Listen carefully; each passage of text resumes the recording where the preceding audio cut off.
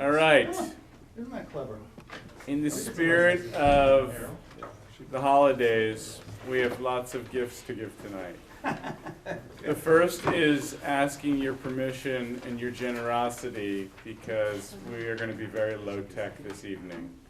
We're going to be both low-tech and high-tech. Does everyone here have a device of some sort? Everyone have a device? Won't be. Oh, it is in your car. Yeah. All right. Well, I'm gonna be taking your votes. You're gonna do paper ballot tonight. Yeah. Okay? It's on the up and up, I promise. All right. So my name is Adam Rubin, and lots of familiar faces, which is great. We had a meeting last week at. Where were we last week? Manchester West. And In the snow. what? In the snow. In the snow, exactly. So in the snow, and I went out to my car at a certain point, and there were like 3 people in the room, and I got back, and there were like 50 people in the room. So it just shows how this community is really showing up for this work, which is really, really exciting. I am ill-prepared with the technological tools, but I'm only going to show you a couple pictures, so you'll forgive me. And what we can, all of this, Anne Marie, we can put on the site. All of this is accessible on the Manchester Proud website. So basically, for those of you new to this conversation, I just want to catch you up on this process. This has been an unusual process. I run a company called Two Revolutions, and we do work around the country with school districts and with states. We do lots of work on the teaching and learning side, but we also help communities define a vision for transformation. And in the 12 years I've been leading this work, I have not seen a community tackle this quite like this. And I mean that as a real compliment.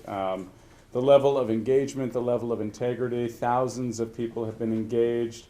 This has not been a quick process. This has been a multi-year process of talking to your community, finding out what's working with the school system, what's not working.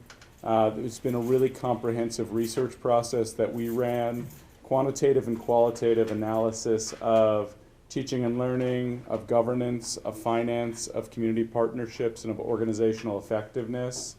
At every stage of this work, we've tried to give that data back to the community and engage them with it. And then last February, a 29-member community planning group was selected. I think there were 100 applicants from a range of stakeholder groups. So we had, in the community planning group, there are students, there are teachers, there are central office employees, there are parents, and there is different civic leaders, business leaders. So it's a really interesting and powerful cross-sector group. We have spent from February until now grappling. So, and if Arthur can figure this out, it'd be amazing. But if he can't, we'll be fine, right? Mm-hmm. Is that okay? All right. He's a techie, he can take care of it. He's got it. Thank you. You're welcome. I appreciate you running. Interference. All right, magic moment. And Adam, I don't know that you introduced yourself, your name. I did, but I could do it again. Or Leslie could introduce me. My name is Adam Rubin. All right. So, what you're about to see, Maybe not. or maybe not, we'll see. Why isn't this coming up? It'll come up. It takes a second. Because It came up beeped before. up here and certain lights have It changed, they're does. blinking status. It's coming. Yeah. There it Being is. on. There it is. Thank you very much. Yay! Nice. Save the day. Is it on? It's beautiful. Hip hip hooray! Don't go- don't go that way. Hooray! All right, great. Victory number 1 of the evening. There we Set go. low expectations and exceed those expectations. All right, so this process basically was, before we get to this point, it was about a year plus of community conversations. There was canvassing, there was surveys, there was interviews, focus groups. Every principal was interviewed, every school board member, just to understand the what and the how and what's working, what's not working. The community planning group took all that data volumes and volumes of data, all of which is accessible on the Manchester Proud website, so you can get a sense of it should you want to dig in really deeply. And they began to form a set of hunches. And hunches was not meant to be a cute term. It was meant to be we're not ready for recommendations or priorities or goals. We just need to kind of get these thoughts based on these data out of our heads. So from July through October, that group that meets every month just kind of wrestled with those hunches. And they worked from 80 pages of hunches to 40 pages of hunches by thinking about what is the vision of a graduate. And it's not our 29 people opinion of a vision of a graduate. We need to engage the broader community. So lots of community forums were held, lots of focus groups, and 3,500 people filled out a survey, which is a pretty significant number. And they arrived at, and I'll come back to that picture in a second, but they arrived at this. Every district in the country that has coherence has a vision. Every district in the country that has coherence has a portrait of a graduate. In English, a portrait of a graduate means what do we want kids to know and be able to do when they leave our system? So your community, 3,500 of you, spoke, and you said we want our graduates to communicate and collaborate effectively. We want them to be able to critical think and problem solve. We want them to have a growth mindset, resilience, and adaptability. We want them to have an equity mindset, cultural competence, and empathy. We want them to be work ready. We want them to have the basics of work readiness. And we want them, we think STEM and technology is important. And what I will say to you, multiple decades into this part of my career, is that the world is fundamentally changing. That's nothing that you don't see every day that you exist. But school hasn't changed for most kids. So world changing faster than it's ever changed, school stays the same. What's really interesting is World Economic Forum every 10 years comes up with a prediction 10 years in the future of the 10 hottest jobs, 10 top career titles. And for 2030, the list is out, and 80% of those titles have not been, they're not real jobs yet. So what do we need our kids in K through 12 to have to make them work ready? I also saw a really interesting study a couple weeks ago. STEM graduates, liberal arts graduates. Who earns more money? This is also a quiz show. STEM graduates, liberal arts graduates, who earns more money? STEM graduates. You going to stick with that answer? Mm-hmm. All right. You are correct until the age of 35, and then liberal arts graduates outpace STEM graduates. Why? They're in sales. What? They're in sales. And they really hit their stride by that point. No. Adaptability. What's that? Adaptability. Yeah, exactly. They're trained to think, hopefully, if they went to credible institutions. And the STEM technologies are changing, right? So what was hot when they were 22 has shifted, but the adaptability and the ability to think, and if you look at a lot of these skills, every boardroom and staff room and conference room in the country where we ask these questions of community members, it's not ELA or math. It's these skills, because all of us who have jobs, we need these skills in our workplaces. So what's interesting is having a portrait of a graduate. The other thing is the graphic's not off the presses yet, but we asked Dr. Goldhart and his leadership team to say, if this is a portrait of a graduate, what does learning in this district look like? And I keep dropping the idea of a billboard on I-293, so we'll see if it happens, but I've dropped it in enough rooms that it might happen. Learning in our district is equitable, personalized, project-based, focused on civic, cultural, and digital competence, and career and college focused. So a great district has a vision for kids. It translates that to what learning looks like, and then it has a set of values. And Dr. Goldhart and his team also came up with, based on this and that, our organization is learner-centered, data-driven, equitable, bold and innovative, and career and college focused. So suddenly I get excited because, you know, for those of you who've heard me speak before, I had a relationship with this district when we helped lead the development of MST, and that was 9 years ago, and that was with Dr. Brennan. I had a relationship with Amy Allen when she was at Parker Varney, so I've seen this district over many, many years, and this district has not had coherence, and I think to its huge detriment. So if this plan accomplishes a foundation of coherence, that's really exciting. So that is what your community has said. So the visioning and the hunch creation happened over that period of time. Over the course of this fall, those hunches have gotten refined, and we've engaged with multiple nonprofits and the business community and the Board of School Committee and teachers and principals, and those hunches have gotten shaped further. And right now we're in a process of putting the ideas out there. So far hundreds of people over the past couple of weeks have been engaged. We're engaging hopefully hundreds more over the coming few weeks. And the idea here is, if that is the vision of a graduate and those are the values of this system, how do these ideas stack up? And we want to kind of put a line in the water and see how the community responds to these ideas. And then on the night of January 6th, the community planning group is going to come back together and look at a month's worth of validation data, and ultimately they are going to finalize the elements of the plan that will go to the Board of School Committee on January 27th. They'll have 3 weeks to sit with it and poke it and prod it, and then on February 20th the goal is to go back, do a more formal presentation, and ideally get the Board of School Committee to embrace this plan as the city's plan for the next 3 years. So that's just preamble. We haven't even gotten to the starting line yet, but context matters, so I wanted all of you to have that context. All right, this is the disclaimer portion of the conversation. So all the ideas in this plan are not mine, certainly. I'll be speaking more often than the rest of you up front. You guys will have plenty of time to talk. But the goal here is to be clear that these were derived from the data, and the community planning group ultimately were the arbiters of what is before you.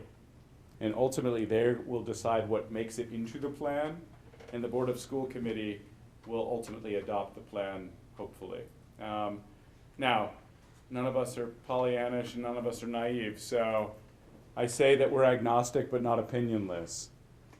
I spend my life doing this work, and we have strong opinions and we put them out there, but ultimately we're not the arbiters. I believe that a strong plan needs to be owned by the leadership of this district. So we've been spending a lot of time with Dr. Goldhart and Amy and Jen and Mary Steady, like the professionals you have chosen as a community to run this district. They need to see themselves in this plan. So this is a really interesting trinity of community, professionals coming together, and national experts, local experts, to give birth to a plan that ultimately can help drive your district forward. All right, and that is the extent of the preamble. So I want to make sure that everyone is on the same page. Hopefully we are, and for those of you who have heard this a few times, you can fill in the gaps for what I missed. Are there questions about any of that by way of context? Adam, one question I have, you said 3 years. I thought this was gonna be a 5-year plan. You're going out 3 years? The budget, the financial model is a 5-year model. I think a 5-year plan gets a little rusty. So I think ideally, we're building this plan right now with this idea of now, next, future. What could be done now within the next 6 months? What could be done within the first 2 years? And what has to happen after that? So the plan is going to be kind of really action-oriented around roughly 3 years. Lots of these ideas will probably take longer to realize their full potential. But that's the plan right now. Wow. Other questions? That's a shocker for me, What's that? because I've been saying about 5 years now for like 5 years. You've been saying 5 years for 5 years? Yeah. Yeah. It seems like that long, so, Yeah. Yeah. but I'm sure once I see it, it'll make sense. Yeah. Well, hopefully. All right. Let's dig in. The plan tonight is to dig deeply on finance and governance. The way we're going to do this is we will pass out information so you can read while we just give a voiceover. And I think Mike and I are going to be the primary voiceover. So Mike will introduce some of the governance ideas that the community planning group has come up with. You'll have a chance to kind of vote. So the hope is that you can go to one of these tiny URLs on your phone. These are just set up as quick surveys. You're allowed to vote for half, and here's why. The goal here is the forcing function of asking you to make some priorities, so when we aggregate it, we can see where the energy was in the community. Adam, can I make one little, you don't know about this yet, but Okay. we now have a voting landing page, so rather than have to type that in, you can just go to vote.manchesterproud.org. So you don't have to type all of those Oh, in. it's and they're so all there, exciting. so it's A easy. vote landing page. All right, so that's how we're gonna do it, and how we did it last week, and there's no right way to do this. There's probably a wrong way to do this, but last week, we had really rich conversations. So I think we can have the conversation as we speak. You can ask clarifying questions. We can finish speaking, you can vote, and then we can have some dialogue. It's totally up to you. This is your forum. All right, so Mike, do you want to introduce yourself? And then I can pass these out for folks who need. And for anyone who doesn't want to vote on their phones, we can just vote on these. Okay? So if you need a piece of paper, raise your hand. All right. If you don't mind voting on that one, that'd be great. You want paper? Well, I'm not gonna vote on it, but Okay. look at Paper? All right. Floor is yours, my friend. Good, hello, yes. it. Can I get paper? Ah. Oh, there's no service in this room. Oh, God. Forgot about that. All right. Good thing we have paper. You have service? I didn't have service. Oh, that's notes on it. You can have it.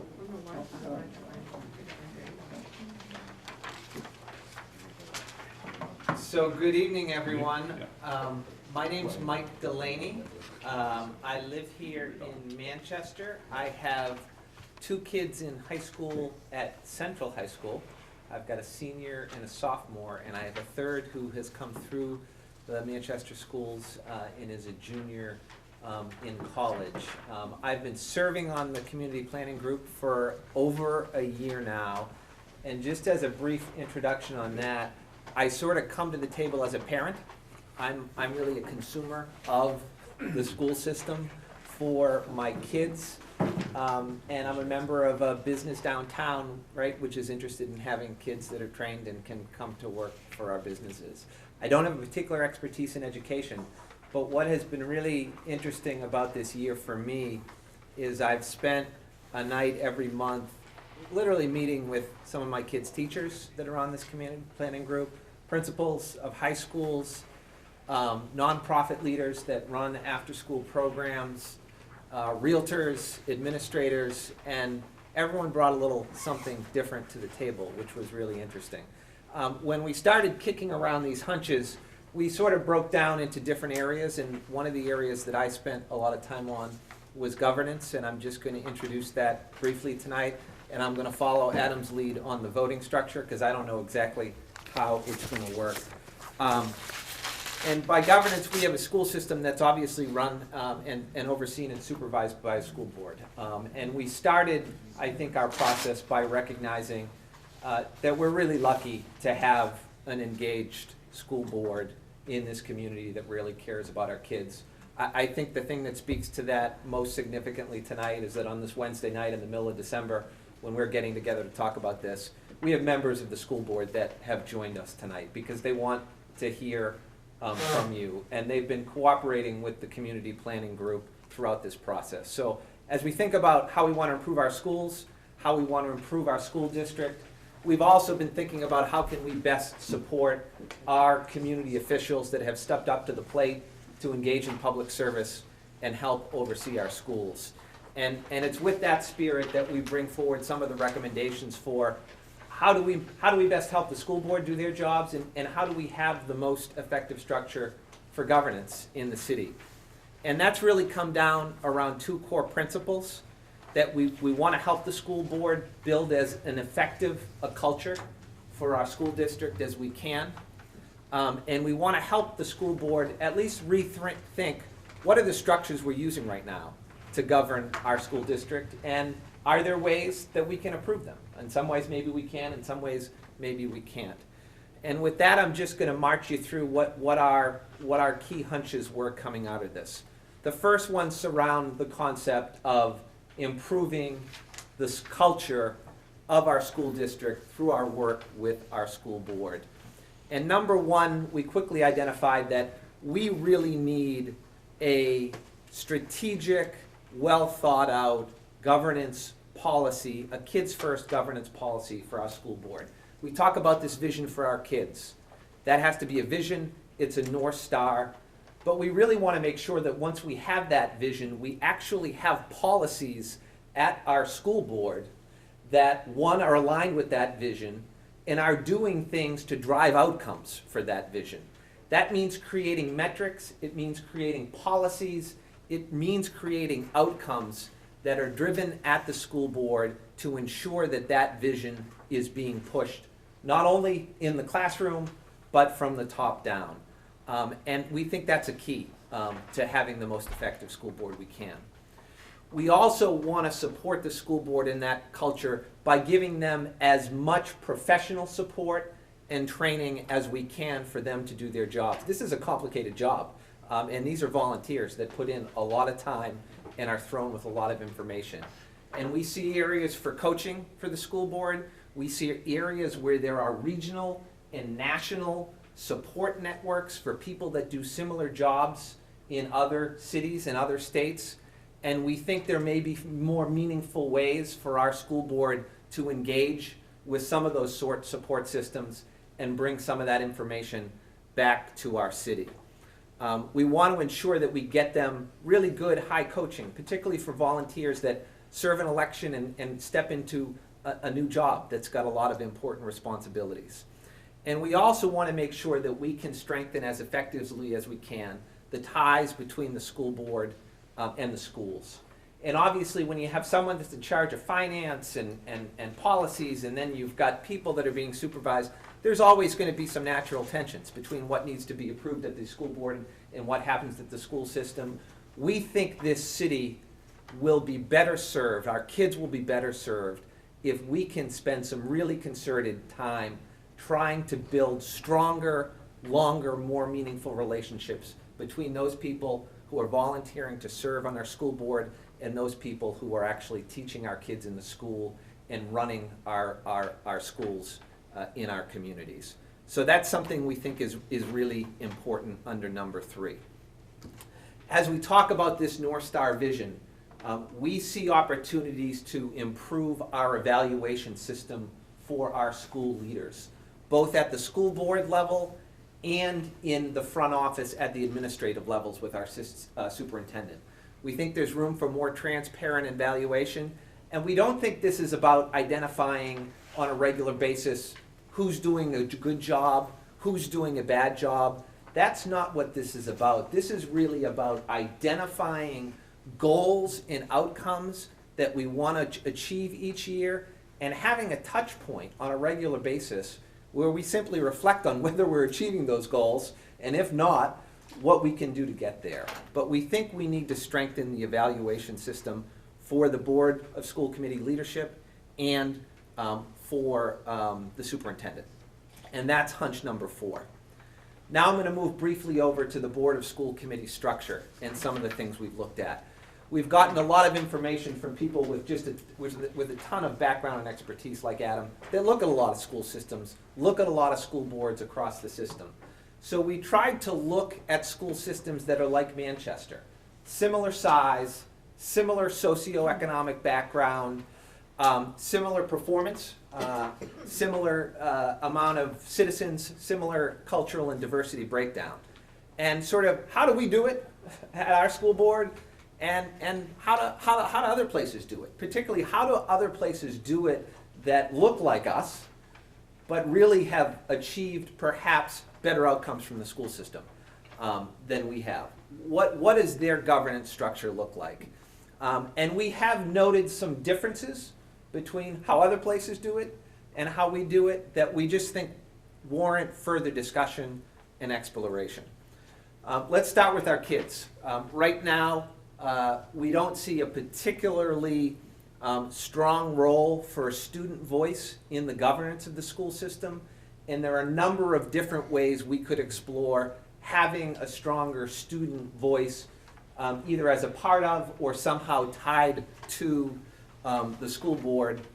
That student could have voting rights, so that they would actually have a student voice at the table in our governance. And that's a hunch that we've put forward under number 5. Under number 6, I think there's been some general consensus from all the various people on our committee, in our community group, and all the different backgrounds, that we don't think our school board is as efficient in conducting our business as it could be.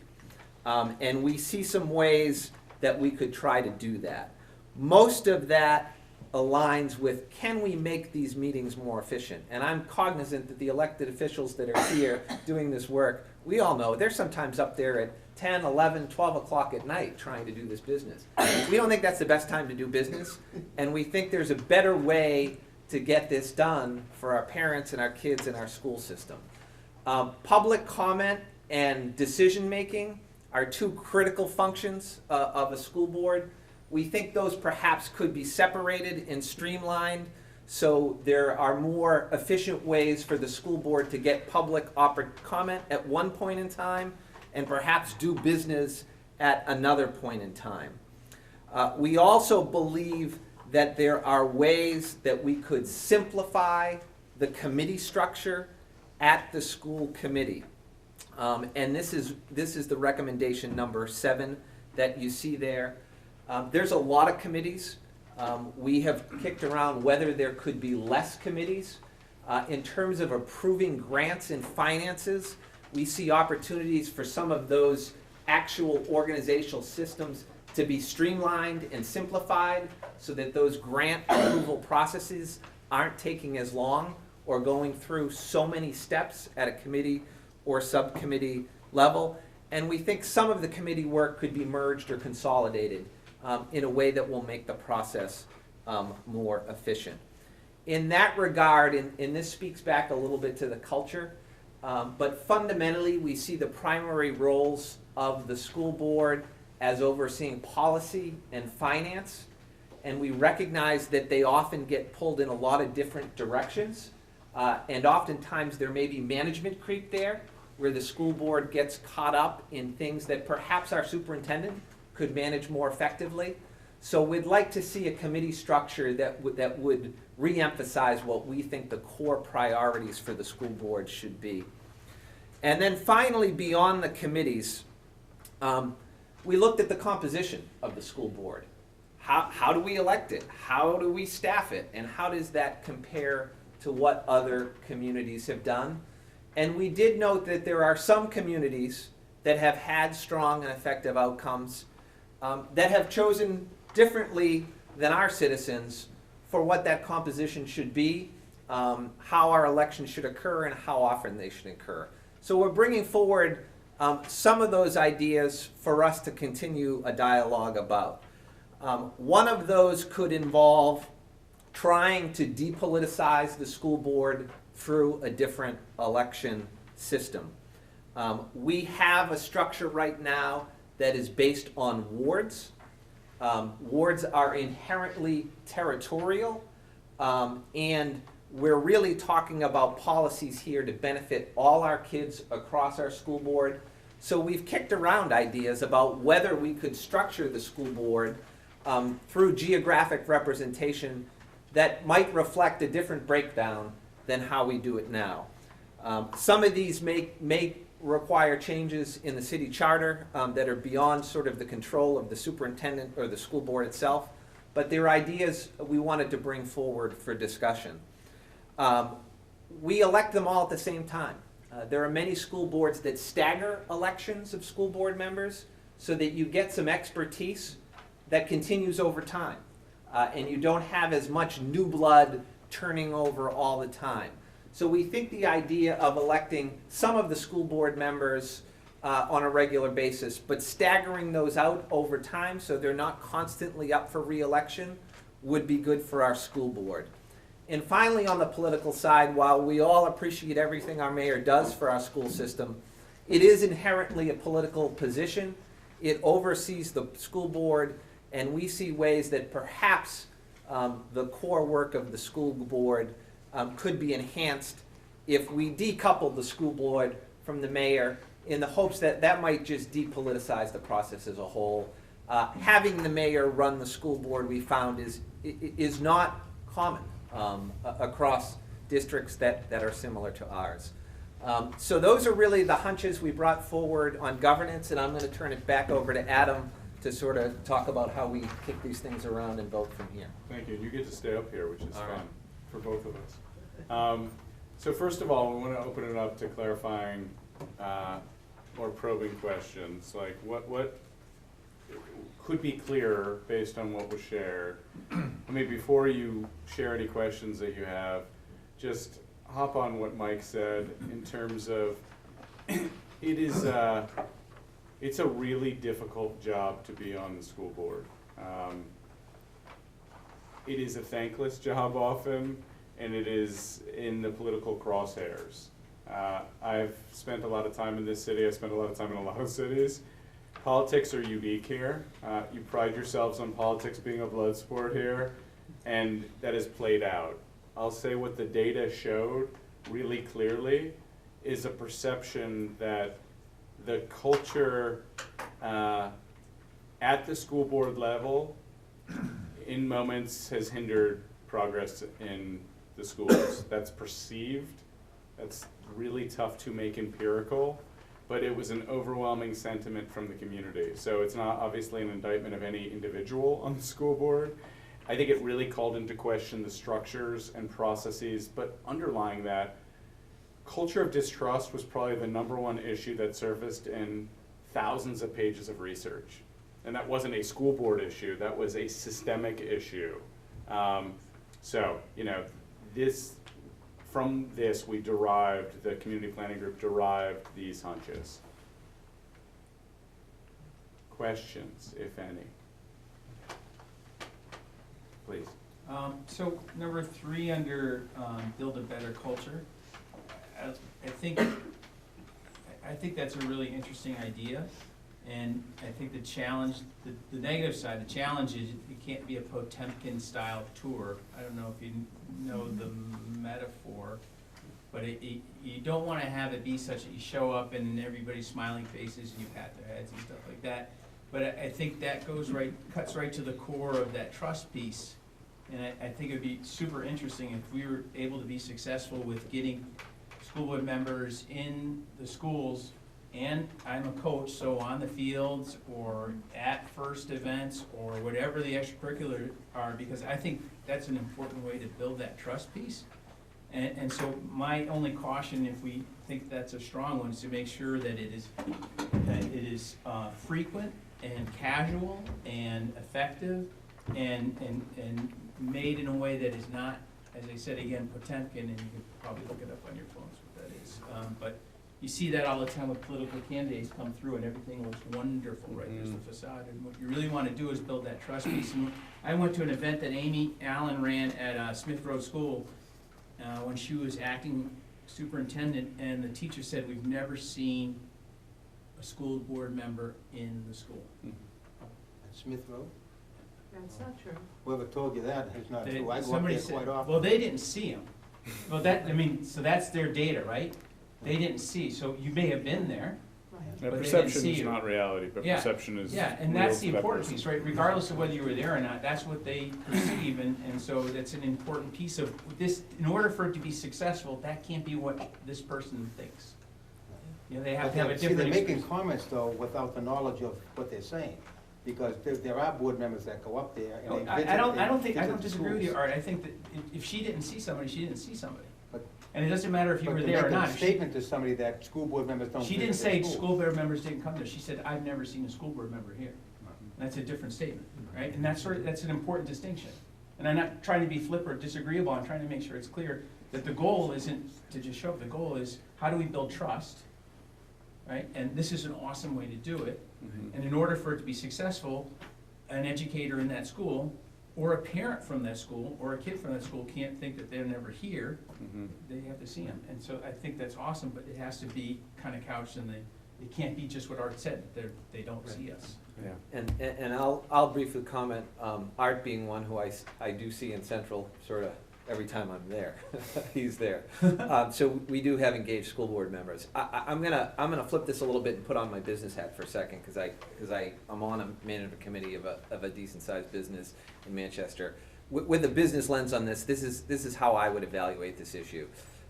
We regularly try to keep a pulse on what's the engagement level between the employees in the business who are doing the work and the leaders of the business. And from a management perspective, that is mission critical. It's not only mission critical, it's existential. And if there are any signs in a business structure of either a lack of trust or an unwillingness of the employees at the lower levels to engage with the leaders, that's a red flag that would be the priority for that business over and above anything else going on in the business, including profits. So I view this issue with that in mind. We want to set up as effective relationships between those in the schools and those governing the schools, and we see this as an area where we need to focus on and we need to make improvement. Can I add to your business analogy or ask a question in terms of your business analogy? Would you want the employees to have that relationship with management or with your board of directors? You would want them to have it with management, certainly, and you would want them to have the confidence that the board of directors was fully supportive of the management and was pursuing a collective goal. Good question. I can make a couple of comments. Going back to visiting the schools, past administrations actually hindered board members from going into the schools. I don't know if anybody's told you that, but they would tell the principals that if a school board member came into school, they would want a phone call immediately. And even though our policy says we go in, we sign in that we're in the building, and we can walk around and talk to who we want to talk to. They were trying to hamstring board members to have somebody follow us around once we get in the building, which, you know, again, that was, you talk about trust, there was no trust from the upper administration to the school board. And there were school board members that took offense to that, because we have a policy saying we can go in and visit the schools. But with that said, I will have to defend, as you said, our positions are part-time positions. Most of the school board members have jobs. Their jobs are probably 8 to 5, you know, so they can't get into the buildings unless they have a day off, and you know, that's problematic. But I also agree. I think that's where, at least where I learned going through the buildings, what the pulse of the district is. And I think it is beneficial. But if somebody works 5 days a week, you know, it's going to be difficult to go in and see what's going on. Yeah, I think, Arthur, this idea of being a learning organization, like you said it perfectly, like to be a volunteer wearing whatever business hat you wear, and to be assumed to, you know, manage a $200 million budget and the fiduciary responsibility there, how are you gonna know unless you educate yourself continually? And whether it's during the school day, whether it's to events, I mean, I think the spirit of this is, how do we create better connections so school board members really are informed when the people's business comes up and they have a knowledge base to draw on? Not as experts, but having exposed themselves. Please. Oh, I gotta say, I don't, I'm Dan, I'm on the school board for Ward 6, and I have no schools in Ward 6, so it doesn't really work that way. Right. We really represent all schools. Right. But I don't think we're really here to run defense. You know, I don't think we should be defending everything that's said about the school board tonight. I really think that's just not probably the spirit of what's going on here. But in like what Arthur says, there was that distrust, and that's the reason why there was a worry about us going into schools, that we had agendas or whatnot. So, you know, it was the distrust that sort of caused that. But, you know, I've never had an issue going in there. They've always welcomed. So, you know, whether it's a different time or whether it's, you know, whatnot, but I've always been welcomed in schools, and a lot of us have, but I understand what Arthur's saying. I do. But I just think like we should probably, I don't know what you think, Leslie or Arthur, I think maybe we should just not be here to run defense and defend everything that was said. Well, it's human nature, Dan. I mean, I appreciate the comment, and it's also human nature because you guys have invested a lot of time and energy. I think what's exciting about this moment is there is kind of the proverbial new day happening. There's a new school board, there's a new leader, there's so much energy, so much positive energy, and to really capture this moment to think about what's past has been past, but how can we make it even better, whatever we said, Leslie? Oh, I just want to say, as the other school board member in the room, I think all schools should be open to everybody who wants to visit them. Provided you call the school, you make an appointment, you state your purpose, and you're there with an openness walking into that school. So, I mean, our schools are community buildings, and they're our children, they're all of our children. So it shouldn't be just school board members visiting, it should be all the community. And a lot of the ways I find out things that happen in schools is from community members. People call me and they say, this is going on, or that's going on. So it's not just school board members, all of us feeding information to school board members, it's all of us can go to schools, all of us can participate in this and make this more of a community project, because we're your elected leaders, we represent you. I think that there's a bigger picture here beyond the school board. And that's where I would leave that. Thank you. Other comments, questions? And on that note, because a third of these are about the political nature of the structure of the school board. Mhm. Politics swings back and forth. Yeah. And it's a shame to have a system where you spend 2 years trying to do something and then 2 years undoing it, regardless of which side you are on an Totally. issue. It's just unproductive for both sides, because every 2 years, if you get a change in the political structure of the board, you're gonna have different opinions, set of opinions for the first 2 years.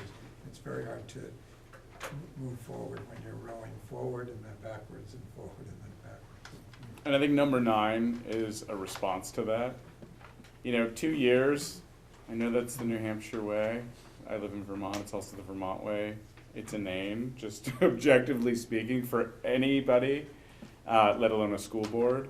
But plenty of districts in the country have staggered, so you know, half the board is up every 3 years, another half the next year. So you're basically building some continuity and building the ability to focus on issues and not just run. So it puts so much burden on you as individuals, but it also puts burden on the institution. Other questions or comments? I'd like to feed a little bit off of what he was saying as far as the politics. It is a non-partisan election, but yet the parties get so involved in it, it becomes a partisan election. So, Absolutely. and I agree with, the board changes every 2 years, and it seems like we just rehash all the stuff that the past board did. Totally. And, you know, just keep regurgitating the same stuff, and that's why nothing gets done. Yeah. So I like the staggered effect. I mean, if we keep the 12 members or 14 members, I still can't understand why we have at-large members. Yeah. Because if you're representing your ward and you're really doing your job, you Right. shouldn't have to have an at-large person looking over your shoulder. Right. But, you know, staggering it every 3 years, because it takes a good year, or maybe even a term, depending on your ability to grasp things, to know what's going on in the district. Absolutely. Why don't we start over there? Well, you mentioned management creep, so if the board's responsibility is primarily finance, and what was the other, is it strategy? Policy. Okay, policy. What's the linkage between that and teaching and learning, which is what affects the students, right? Yeah, it's a great question. So there are policy boards and there are management boards in school boards around the country. By virtue of the bylaws and by virtue of pretty common practice at this point nationally, most school boards are policy boards. That means that there's a professional staff School boards that function as policy boards have one hire and only one hire they make, and that's the superintendent, and that's who they have to hold accountable. The superintendent is therefore responsible for teaching and learning, by and large, but things that are policy-related issues, and there's a lot related to teaching and learning. There's a number of policies that the professional staff needs to bring before the school board for approval. I think, and this is objective as I can be, but it's also subjective because it's my opinion, I think the pendulum has swung a little bit too far in terms of a management function, and I think there's an opportunity to swing it back and really empower a very strong leader and a strong leadership team and hold that person accountable for the decisions they make. So, and I can get more granular if it's helpful, but is that helpful as a start? Yeah, I still don't quite understand. Let's say it is a poor relationship, Yeah. hypothetically. Yeah. And the morale is not good, or the culture between the board and its primary stakeholders. Can't the kids still get a good education because there's good teachers? Absolutely. So. I think what's happened Why does it here, really matter? I know it matters, Yeah. but why? What is the impact there? well, I'll Maybe give you you, already I'll give you answered. my professional opinion. Yeah, It has gotten so out of whack in this district that it has really hurt the morale right. in the central office.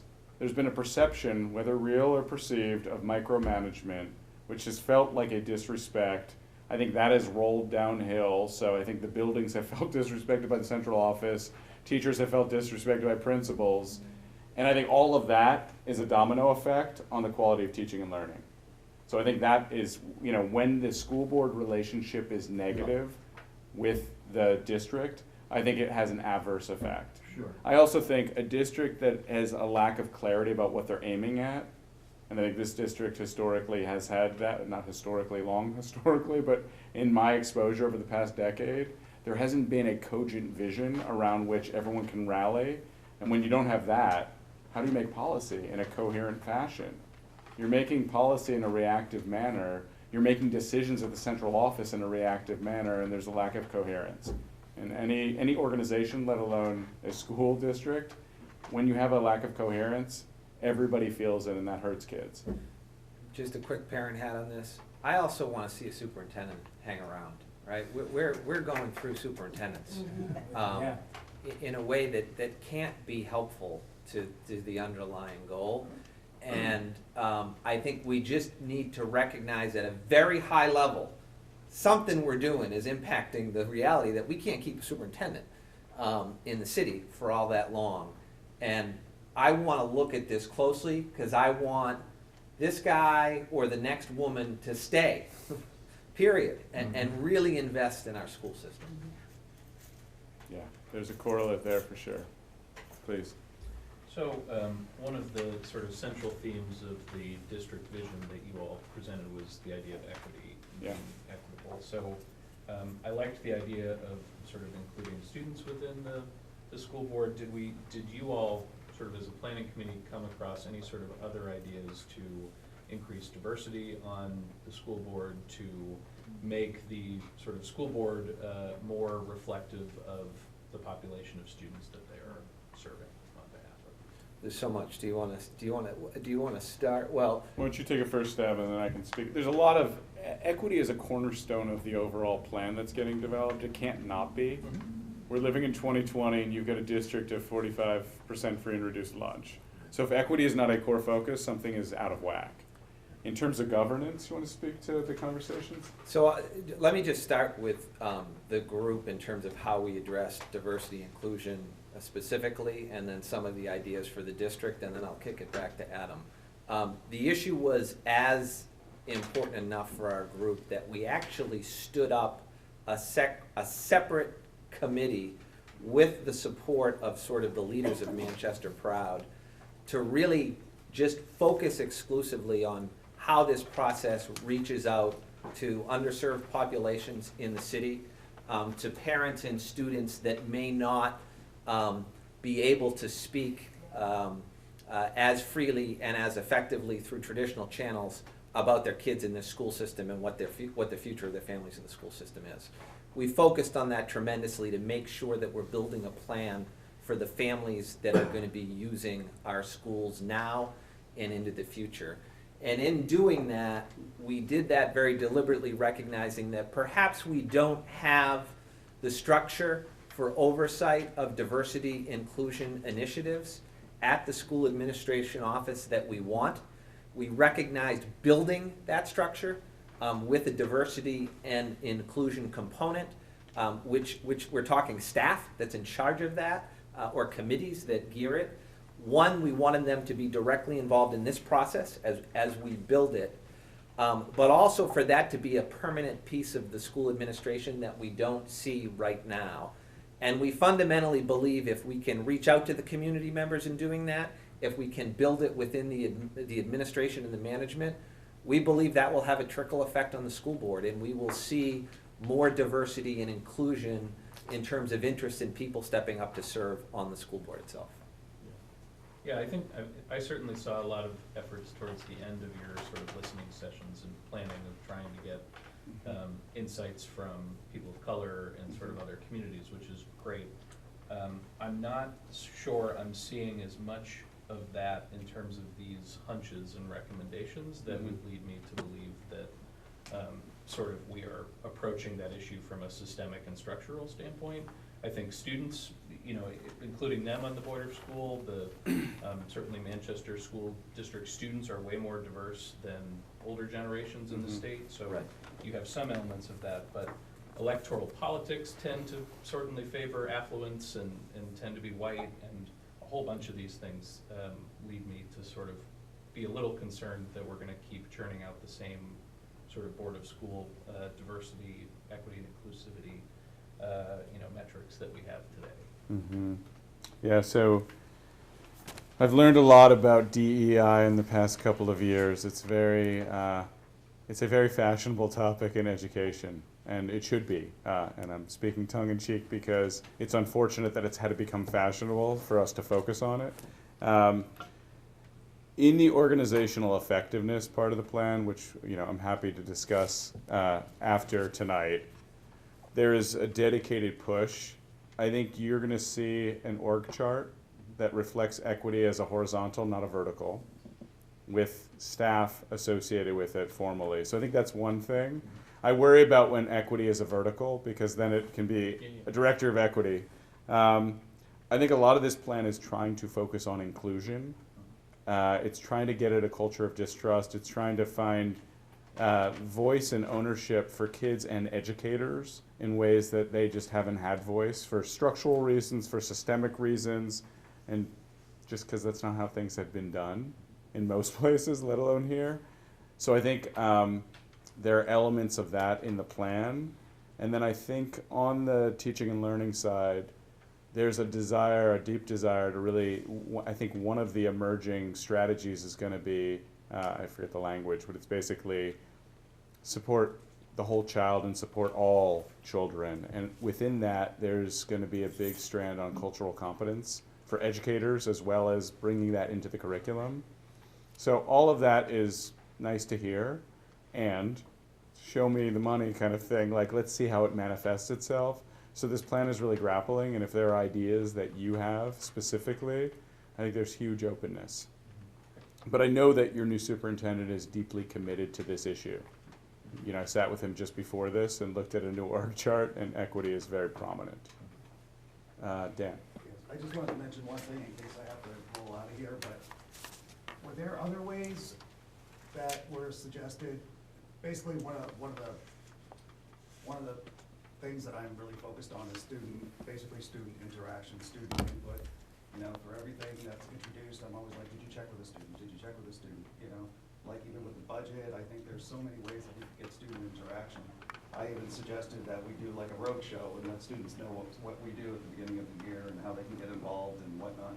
So are there other ways other than being on the school board? Like, I even was curious about student interaction in this whole process. So were there other ways that other ideas solicited as far as how students can get more involved in or have more input in, you know, the everyday decisions, or, you know, some of it is I don't think they maybe know how or whatnot, so, other than being on the school board with a vote. Yeah, that's a great question. I mean, I think the pedagogy of, the teaching and learning pedagogy is trying really hard to shift from teacher-centric to learner-centric in very demonstrable and clear ways. I think that's at the heart of this plan.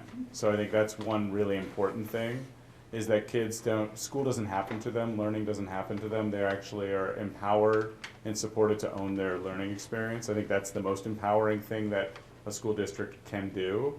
I don't think the conversation, I mean, there were 3 or 4 students on the community planning group, so there was a representative voice in that context. I don't know that it was deeply dialogued beyond this point in terms of governance or structures.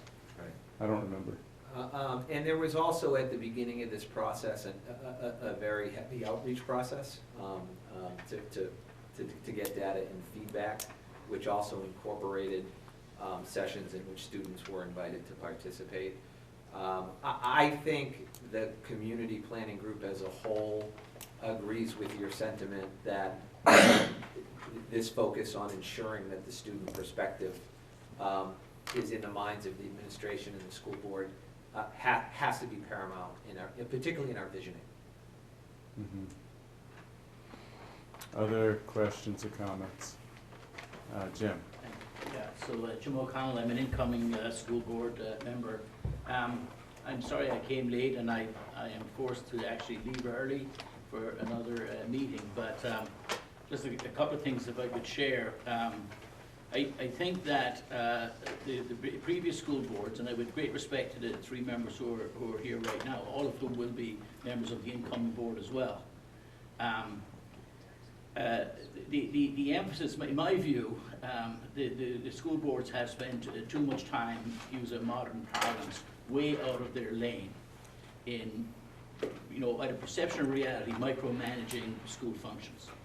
And as I entered the room, you were discussing school board members visiting schools, which seems like like an obvious thing. And I think the school board members should understand what's going on in our schools. It's important. I also worry about the idea that the push from the incoming board, as I understand it, and I'm just one of the people, but having spoken to some, is that we get back into the policy and strategy side of things and allow the administration, the superintendents, assistant superintendents to manage schools. And I think it's healthy that school board members should go and should know what's going on in schools. But insofar as they're going to schools to become sort of mini superintendents, mini experts on education, that's less helpful. So I worry there's a tension there, and maybe it will always exist. The other thing I would like to observe, and just what is being said here tonight, and is that partially because of the work of Manchester Proud and the timing that's going on, and the fact that there's a large number of new board members, 9 in total entering the board, and it's sort of a perfect wave, a perfect time for change. And my reading of the tea leaves is that the incoming school board is that, well, I don't want, I can only speak for myself, but it seems to me that people recognize there needs to be a rejigging, a reset back to policy, strategy, etc. And so then I think the last thing I would say is that too few conversations in the past at our school board level have been looking at things like what we just talked about, say equity, or looking at broader issues and strategic issues, because too much of the meetings and therefore the school board's time is spent on issues that rightfully belong over on Hecker Street with the administration. So I'm actually hopeful that we're going to see with everybody working together, we're going to see a new day where the school board will spend an awful lot more of its time talking about the strategic issues in our schools and the policy issues, and a lot less time talking about the issues that belong in the superintendent's office. Thank you. Thanks so much, Jim. You had a comment? Yeah. Or question? Can you explain a little bit about number 7, the committees? And that might be a way also, whatever committee structure comes from this, that students could be involved. You could involve students on committees. They don't have to be a representative that on the school. I like that idea, whatever the number that was here, number 5. Everybody likes that. That's been voted on, and we all like that. But that's a structure that you could get more student input on. And also more underrepresented populations. You can bring them specifically, intentionally into committees, you can have focus groups where if you can't get in, people can't get into schools, and I understand that, and maybe it's awkward for the administration, but have some focus groups, have some, more students, but also parents. So if we're gonna vote, I don't totally understand number 7. Are we gonna vote for 5 out of these 10? You are gonna vote for 5 out of 10. I would skip over 7, because I don't really know enough about the present structure, so. Yeah, so I'll talk about the committee structure and then some of your ideas on getting more people involved, which could be committees, it also could sort of be advisory groups that inform the committees. Formally, the committees are really subgroups of the committee of the whole.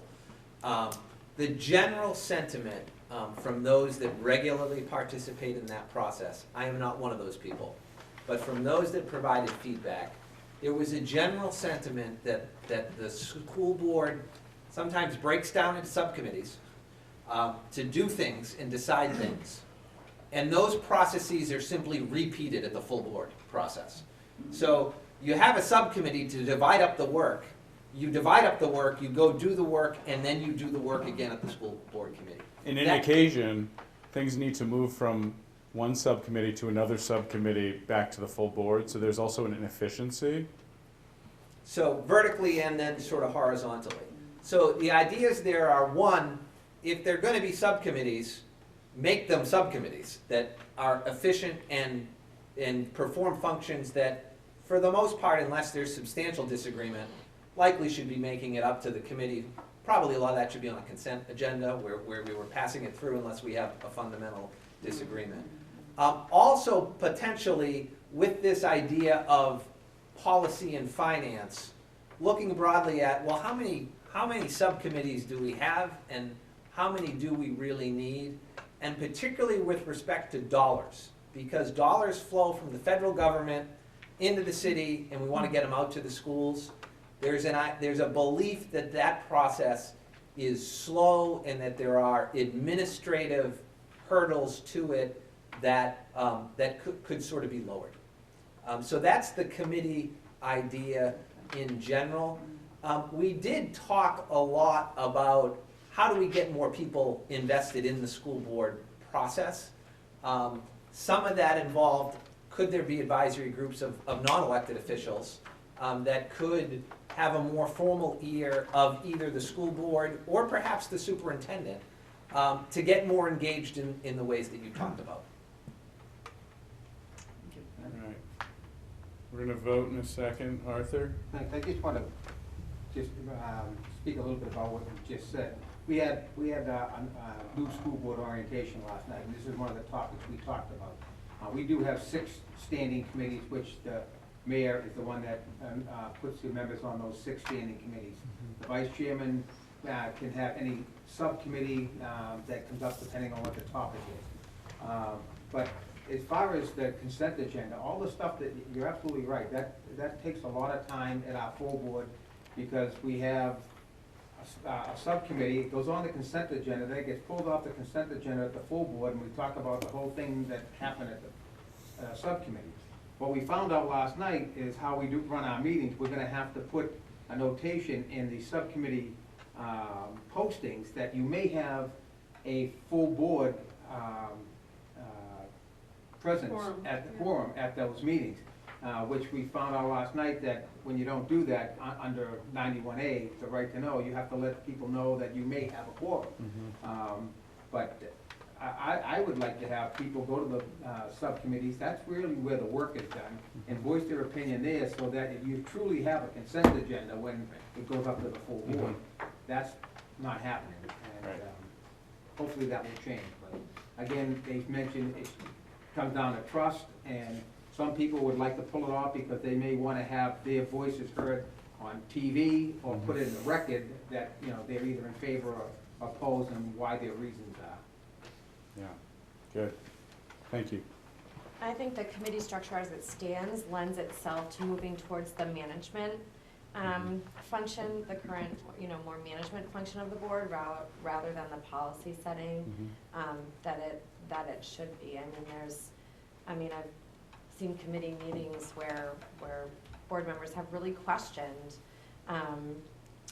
members of, or leaders in our city departments or in our schools about the work that they're doing in a way that is not related to policy. And so I think it just sort of feeds, the opportunity, so many opportunities to take deep dives like that into sort of program and building level operation sets the board up to just automatically go towards management and makes it difficult to stay at the policy level. Yeah, thank you very much. All right, please. 8, 9, and 10, city charter. Could someone explain to me how long this would take to Well, go they have with the city charter? They have a charter commission established now. They're gonna be working on this language, but it still has to go to the voters, whatever they submit, and we haven't had a charter change since 1997, so. I was afraid of that, right. So there's some, I totally am for the 4, you mentioned 3 years, I'm totally for the 4-year board. I went to public school in Rhode Island, and my school committee was a 4-year vote, for sure. I remember that specifically, but yeah. I'm glad you asked the question you did, though, about city charter. Some elements of this plan are going to be bold and sooner. Some elements of this plan are going to be statements from this community, and they might take a lot longer to realize. The goal is to have a plan that is really aspirational and feasible, with some of your community swinging for the fences on some things that might not be realized in a short period of time. Just one other thing, Adam, if I may, even the student with voting rights, you would have to change the state law to have that, because the current state law says you may have a board member on with non-voting member. So if you want to vote, you'd have to change the state law for that. We looked into the state law, and I think there is greater feasibility than we were reading it, but regardless, that's a longer term issue. All right, what I'd love you to do right now is I want to make sure that we have time to discuss finance, which will be a rich conversation, and my job is to make sure that everyone who wants to leave at 8 can leave at 8. So take a couple minutes. This is very scientific and high stakes. You get to circle 5, you can put them in order, you can put numbers next to them if you so choose. If you want to do it online, that'd be awesome. I don't know what the connectivity is like, I couldn't get on, so if it's good, vote.manchesterproud.org, and that'll be a landing page for all these URLs. And if you want to just go right to the URL, it's tinyurl.com/gov-ideas. All right, so take a couple minutes and vote. I'll take those, and then we'll talk about finance. And I've got to run. Thank you very much for your time, and we really Thank you very appreciate your much. input. Take care. I won't forget to vote. This shouldn't affect anybody's vote. You said that there was other comparable cities that were perceived as high achieving or achieving better. Do you have a list of some of those exemplary comparables? We do. And one of the things we did in our research is we blind taste tested those. So we called them City A, B, and C because we didn't want people to say, because human nature is, oh, that's not us. But we chose cities that were usually a little bit larger, so 1,000 or 2,000 students larger, same demographics, and so especially free and reduced lunch, comparable on special ed, and districts that were knocking it out of the park by very traditional measures. So we went to niche.com, and we went to all the cities that got A's, that had comps, and then we studied their organizational effectiveness, their board structure. Some of these cities we've worked in, a number of them we haven't. But the school board size in these cities was 579, just on average. New York City is 5 people, 1.2 million students. So size is not a correlate to board size. We looked at the governance structure vis-a-vis, are they wards, are they at large, what are their term lengths? So, we benchmarked broadly, and, the size of this board is an outlier. Nobody we looked at around the country has 14 plus the mayor. Having a mayor is a radical outlier. Even cities that have mayoral control, the mayor appoints, so. But do you have a list? We do have a list, yeah. And so how can one see this list? You can just talk to me and I'll show you the list. Okay. Yeah. I mean, we chose 3 analogs and went very deep on them, but we have a list of a lot, and I'm happy to show you. Yeah. All right. Vote. And then one other comment. Yeah, please. It has nothing to do with the vote. It's just, I think it's interesting that on the one hand, there's sort of innovation around this stuff is important, but on the other hand, we're also sort of sensitive to outliers. Yeah. Right? Maybe having the mayor, we just don't realize is a good thing yet, we just haven't figured out how to make that good. Maybe the big number is good. I'm not trying to discount it, I just think it's interesting that we have to be sort of simultaneously both skeptical of A and skeptical of B, and hold 2 opposite ideas in your head at the same time. I think there's a quote around that. Yeah, there's a good quote around that. Listen, I love the intellectual thought. I think we know enough about school board governance as a field right now to understand the reasons why large size, politicized nature, and having, the head of a city, all are probably less effective ways to do business. So, could be, there are lots of reasons why having a mayor can be an asset, but it also can be a detriment for lots of reasons. Interesting. And the feasibility of it, that a mayor can hold those 2 things in her or his head and do both of them well is hard. All right, we are going to shift gears. I passed out a finance sheet, so everyone should have a finance sheet. You didn't get one, okay. Let me give you one. Yes. I don't know if I say yes. You know what, on your table, you've got longer sheets as well. So finance is in here. And here you go, Leslie. It's just in that doc, I think it's in this document.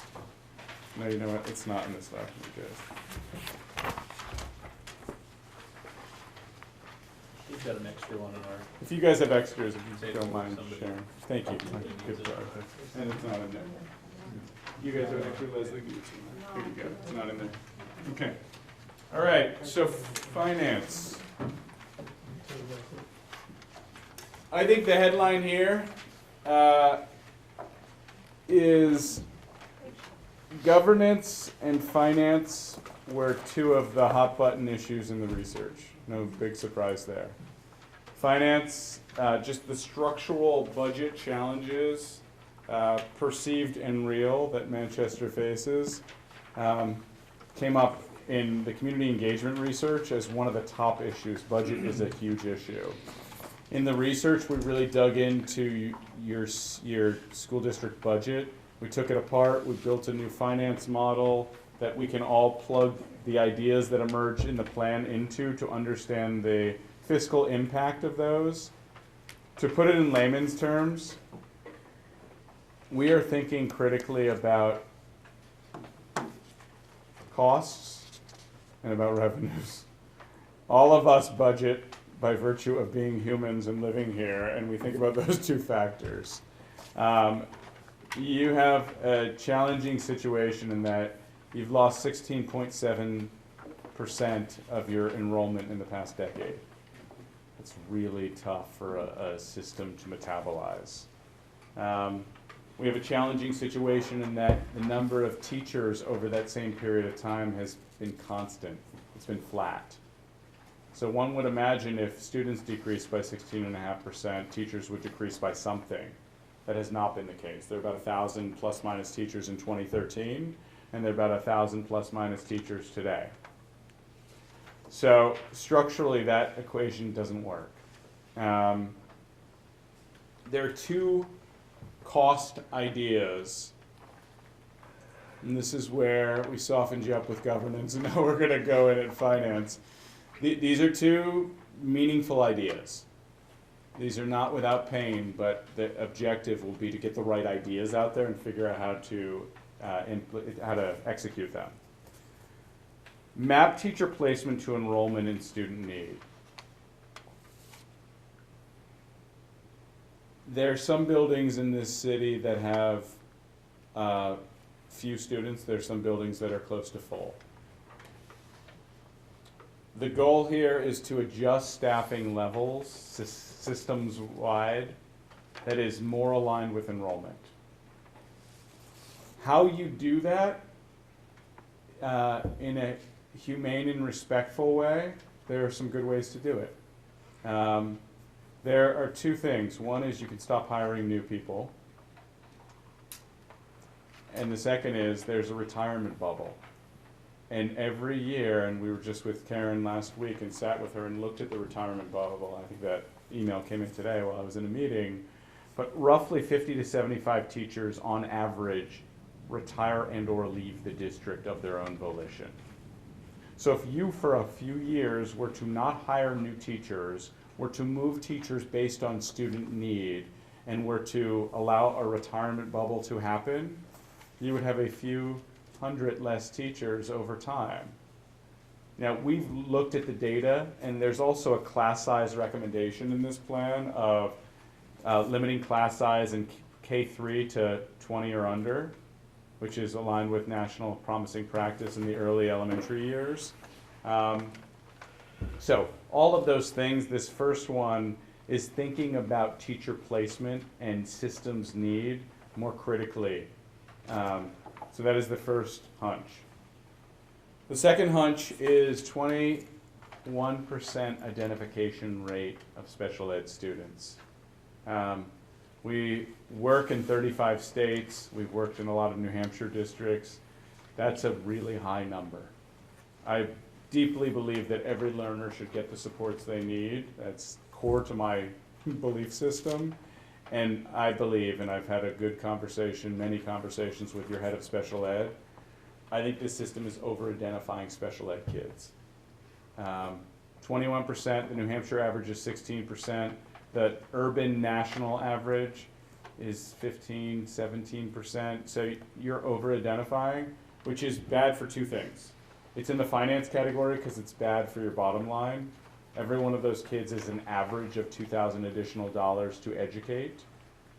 But it's also bad for those learners because all the equity research that has happened in Manchester has shown that a kid who is level 1, identified in grade 2, grade 3, often stays at level 1, and that correlates to really poor post-secondary outcomes, and in some cases is analogous to the school-to-prison pipeline. And that's a very hyperbolic statement, so that's not founded except through kind of observation nationally. That's not a local statement. You have a question about that? Well, I'm wondering about, you said it was 21% special education. And increasing 0.5% a year. Okay. In what, I'm wondering if you have the breakdown by age group, because we've had an increase in the preschool special education population, which is actually appropriate. Earlier intervention is best. So, I mean, are we seeing the increases happen in preschool, or are we seeing them happen later on in elementary, middle, or high school? Yeah, it's a great question, and I don't have the data in my head on that. We should follow up. I'll give you my card, and we'll get you that data. I think what I've retained is primarily pre-K through 3 kids are getting identified. Obviously, that's when the identification is happening. A problem is the system is not cycling them back out of, so they're kind of maintaining that. The hunch the recommendation here, the hunch, is to do really deep professional learning, to build capacity, to understand a range of options beyond identification. There's also a teaching and learning hunch that needs to be in place for this to be a coherent strategy that is put in place systemically, a multi-tiered system of supports. So while that's happening in buckets right now, there's not a multi-tiered system of supports in every building in this district, and until you have that, identifying kids is an option to get them out of your class if they're disruptive or whatever, and if there's no way to kind of continually work with them, they're not getting integrated back in. All right. So, you know, we've scrubbed your budget. You know, we brought in a fiscal expert to go really deep on the budget. We've worked with Karen DeFrancis, who's phenomenal. I think there's a deep understanding of your budget, and when all is said and done, 75% of your budget is spent on people, which is normal. Most districts spend 75 to 78% on the adults who work in the system.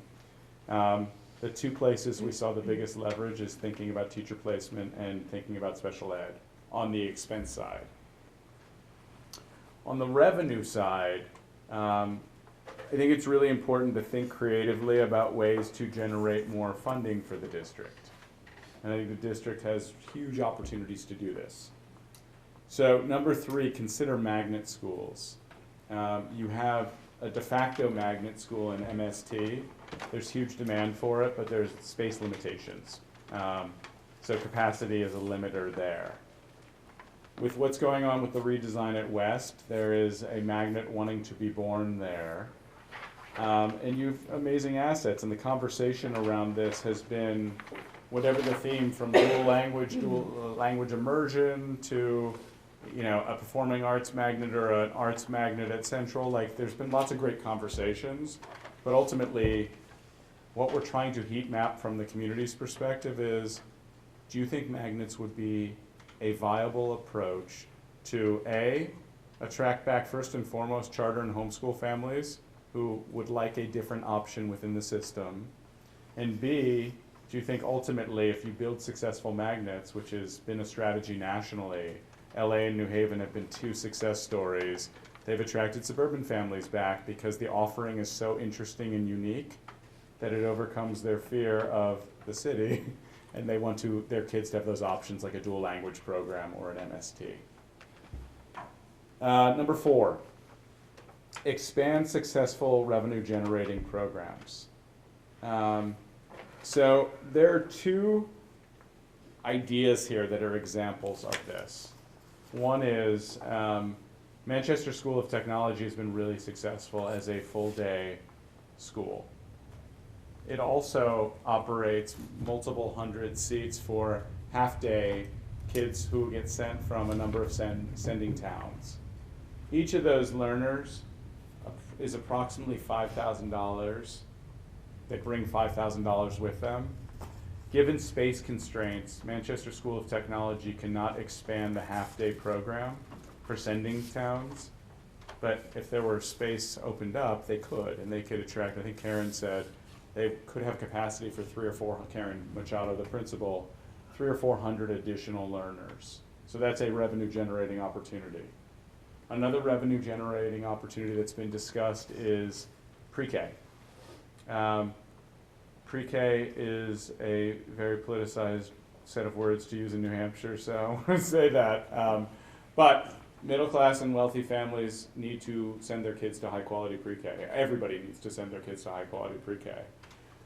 A conversation in this context of number 4 is middle class and wealthy families pay for pre-K and would pay for high quality seats. And if there is space in the district, which there is, might there be an opportunity to create more pre-K seats, not just Title I pre-K seats? Number 5, utilize Manchester School District facilities for mixed use. So the idea is schools 8 to 3, from 3 p.m. to 8 a.m. and weekends and summers. You know, other districts monetize their buildings. They rent them out, they utilize them, so that's a revenue idea that has emerged. And then number 6, implement student-based budgeting. This is a way to rethink the funding model. This is not necessarily adding cost, it's not saving cost, it's just a different way to budget. Lots of districts, Chicago, New York, a range of other districts, but those are the biggest and most complicated districts in the country, have moved to student-based budgeting. Student-based budgeting is the idea that dollars follow kids, they don't follow adults. So currently, dollars follow adults in this system. It's not a critique, it's just how probably 75% of school districts budget. The student-based budgeting is a growing trend. Lots of people consider it more equitable, and more. Could you explain that more? Yeah. I don't even get it. Yeah, so it's basically like, my name is Adam, and I'm a general ed student, and I have $500 associated with me. But I have a special need, so you put another $100 on top of my head, and then I'm in CTE, so you put another $100 on my head. You basically build a budget for each kid based on their unique needs and attributes. People like it because it's more equitable because it deals with each learner, and you associate dollars with a learner, not with adults. People like it because it also has potentially greater efficiency, and people like it because it drives budgets more clearly to the level of school, obviously with fiscal oversight by the district and by the school board, but it allows principals to have more flexibility over their budgets and more management over their budgets.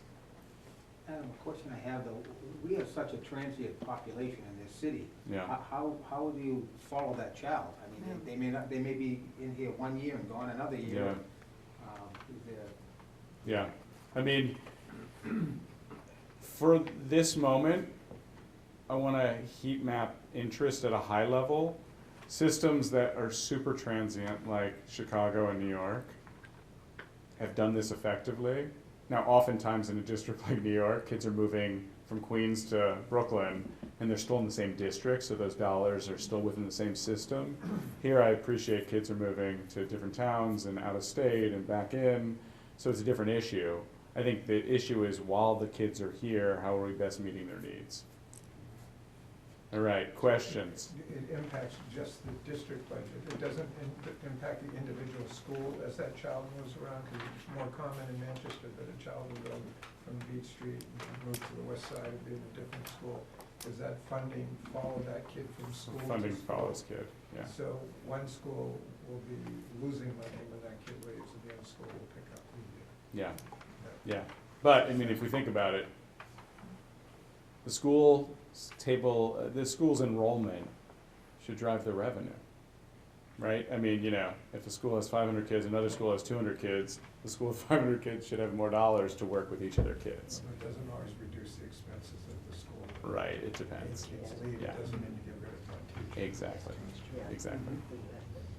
Please. Actually, I was just wondering, you mentioned you studied some other school systems about our size, Mhm.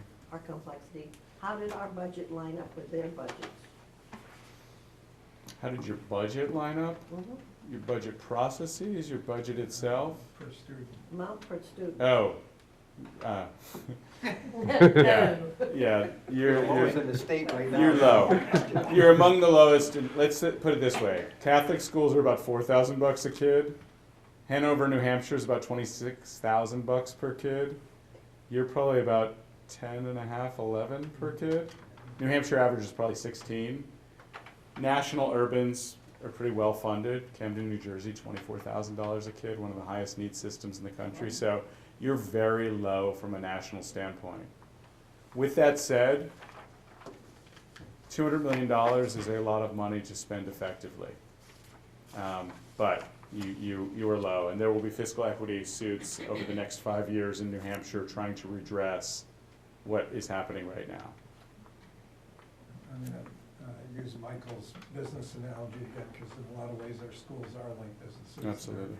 Our In this customers- context, absolutely. Our customers are our students. Yeah. And if you have, and this speaks to the magnet schools, I think, if you have a business across the street that has, you know, a 2-hour wait for a table on a Saturday night, Yeah. and you've got empty tables in your restaurant, you wanna see what's going on at that school or that restaurant to draw people back into your schools. Yeah. And magnets allow you to do that because it offers choice for kids that are Yeah. different learners. Yeah, and building on that, Will, this idea of choice and this idea of a portfolio, a lot of districts have moved to this idea of choice is a very popular thing in our country. I can go on my phone, I can choose my seat on my flight, I can choose what I'm gonna eat, I can choose to check my bag. I mean, like, we live in a culture of choice, and I'm not advocating or not, but I think communities have responded effectively when they have choice around the type of schooling. And I think you could keep kids in your district, but choice might be a way to kind of get Choice there. within the public system. Within the public system. I think there's also a conversation going on from the state to Manchester about district-sponsored charters, which would keep dollars in districts. Those kids would be, I mean, charter kids are your kids, but because of perception and because of some realities, they're not on the same table of organization, they don't have the same board, but district-sponsored charters would be effectively Manchester School District students. So that might also be a way that might bring new dollars for facilities, some new program dollars to get some of these ideas up and running. There are 2 or 3 in the state now. Right. Please. So I'm curious about sort of if the revenue generating type of ideas are some of the most voted on. Do you anticipate putting that in a plan as sort of the revenue that we generate from this is sort of good for the entire district and gives us flexibility to do whatever we want to do? Or do you think that specific revenue will be tied to a recommendation in terms of how to use that additional revenue? So one of the things you mentioned was the pre-K idea. Right. And you mentioned correctly that obviously affluent families tend to be the ones able to pay for pre-K. Mm-hmm. You could, in theory, structure a recommendation of if we expanded pre-K, the money coming from that would allow us to offer free pre-K for families that can't afford it, or something like that. Or so I guess I'm trying to sense, like, is your thought moving forward that we're going to tie specific recommendations to additional funding, or is it going to be like we have more money and that's good because we can do flexible things with it? Yeah, it's a great question. What's your name? Steve. Steve. So over the next 2 years, thankfully for the money that's coming down from Concord, the school budget is positive. It's cash flow positive, which was not a foregone conclusion. Mm-hmm. So for the next 20 months, or plus minus, there's roughly $3 million a year, $10 million a year, which has not been the case over historically. The bottom falls out in fiscal 21, fiscal 22, and then it keeps getting worse and worse. So I'm happy. All these graphs are on Manchester Proud website under the finance presentation. Okay. It looks like an escalator. It's going down. So there's not necessarily extra money to line item. I think the goal here is to drive more learners, figure out if there are feasible savings that do not hurt learners, and get to a level of stable where there's money in the account all the time. We're not renegotiating contracts and needing to RIF teachers for budgetary reasons, pension obligations, etc. So, but I'm intrigued by your idea of dedicating some line items to support some valuable elements in the plan. That hasn't come up before. And I sort of worry about proposing pre-K, just based on the reason, I think we are aligned in our thinking here, and we can introduce ourselves afterwards. But what we have seen, there's national data to support it, and we've heard it time and time again from the administrators of the schools that are in the census tracts that are the most impoverished, that children are not coming to kindergarten ready to learn. So I'd be really hesitant to advocate for preschool and I am an early childhood education person, but that is really just a way to raise revenue, and therefore we're only providing these wonderful learning opportunities to those children coming from the most affluent families. That scares me and doesn't do our children it does not give them what they need. Can I ask you a clarifying question? Sure. Philosophically, I'm in strong agreement with you, number one. Number two, I feel like there is a revenue challenge that this city is faced with, and we need to be as creative and innovative as we can be. What's the percentage of Title I families who don't have a pre-K seat if they want one? Do you have any sense of that? Like currently, all the seats are Title I seats. All the pre-K seats in Manchester. That's not true. No. That is not true. No, some of them are Low-income and special Title I. education. Low income in Title I, okay. Yeah. special needs. Right now, our pre-K special needs. But and low income some are in there title, too, they're and not all some- special needs. Right. Right. So there's an unmet need on, you know, a big unmet need. There's an unmet need. I mean, I actually, I don't think we want to digress too much, but this is like perhaps even an opportunity to intersect with the community partnerships piece where the district used to have contracts with local childcare programs. Right. High-quality childcare programs, so they actually wouldn't have to use their resources in terms of teachers and space. Right. And could contract, you know, children would instead, particularly for those children of working families, Yeah. would be placed in high-quality childcare programs. Right. It's beneficial to our community partners too. Absolutely. Childcare is a revenue-losing endeavor, so.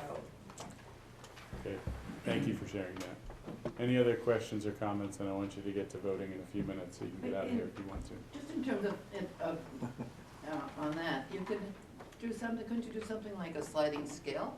That some people would be paying more and some people not paying more? Yeah, absolutely. I mean, there's all kinds of creative ways to structure it. Question? Well, I just want to say about the magnet schools and school choice and possibly the dollars following the student, that's a huge equity issue. That if we had school choice, particularly at the high schools, it wouldn't mean that if you were living in a certain zip code, you're destined for this middle school or that high school. Well, you'd be destined for a certain middle school, but you're not necessarily destined for a certain high school. Personally, I'd love to see like we get to 8th grade and all of our students citywide could choose which high school they go to. If all of our high schools were magnet programs, kids then by 8th grade could say, oh, I'm really interested in this. This is where my passion lies. This is what drives me and makes me want to go to school every day. I want to go to that school. And we have a process and a transportation system in place so that every kid can choose, regardless of their zip code, which high school they want to go to for that 4 years to determine the outcome of their lifetime. So that to me would be a really forward-thinking option for our city and our students, and an equity issue. Thank you. Other comments, please? You mentioned that we've had a significant percentage of loss of students over the past few years. And all of this study that's been done, are there intelligent analyses or projections for student census over the next 3 years, 5 years for Manchester? Yes. What do they look like? Yeah, I mean, interestingly, the 2030 census has Manchester School District gaining 1,000 kids. It basically has I think the city population, now you guys will know this, I don't, but I think it's 109. Or the 2020 is roughly 109, and the 2030 number is 114, and they estimate like 12.5% to 14% of that population is school going. So demographically, the studying of the demographics is it will get better. I think the biggest hit from that 17%, 16.7%, has been sending towns opting out. But we can't ignore the charter and homeschool number, because those were Manchester residents that made a different choice by virtue of the common perceptions of it's not safe enough, it's not good enough. You know, we know these reasons, but demographically, which is a great question, looks like things. So you have a combo of students that still live in the city but aren't part of the district, Yeah. plus additional population coming in Yes. with more students. Yes. Has that all been taken into account in coming up with these recommendations? Yeah, so the current occupancy of the city school district is 62%. That means 38 out of 100 seats are currently empty. So if this plan is wildly successful, I think there's a lot of breathing room within the existing envelope of the buildings. To cross over between the finance and the governance, we lost Hooksett, Candia, Auburn, those guys. Yep. The Bedford one, to a certain extent, was inevitable, that they were gonna build their own school. But you can understand how the other tuition towns are just off at other schools. And so one of the things on the governance side is, I think I recall, one of the complaints that Hooksett had is they had no representation on the board. And was there any piece of the conversation over in governance with respect to addressing that issue if we were to bring back the tuition kids, for example, Hooksett, which is the biggest population, and having some method by which they're represented. Maybe they vote for the at-large or this change in governance, so that's one question. And two, how does that, I can see how that dovetails into the school programming, how they talked about, or how we talked about it in this group in terms of marketing it and selling it, because that's a big piece of making it widely known. So those are two questions along the same line. Yeah, it's a great question. They did not talk about it as a group. I think if you're wildly successful, you know, the at-large logic makes a lot of sense. And there are other places in the country that have done that. I mean, very few places in the country have attracted so many kids. LA as an example, where their revenue was declining, their enrollment was declining precipitously. Magnet schools kind of saved and stabilized and grew enrollment. I don't know what governance choice they made. To your image question from last week as well, the district is close to hiring a new director of communications, hopefully after the new year. I think there are ideas, and a huge focus of that is, a sub-focus of this plan is gonna be tell the positive story and tell the potential story and shift the image from scarcity and woe is us to look at the assets we have and look at where we're going. But it's a huge point. I mean, this plan really hinges on successfully maintaining who you have and attracting new people. I've been listening to this, and Manchester has always had a revenue problem. I grew up in the city. My parents chose to send me to private schools because of what was offered in the schools. I also became a teacher for 45 years and taught physical science. And never had a class in a community that is a middle-class community with very high property taxes. And so I couldn't afford to live there. But in teaching, I have never had, and I did middle school, never had a class.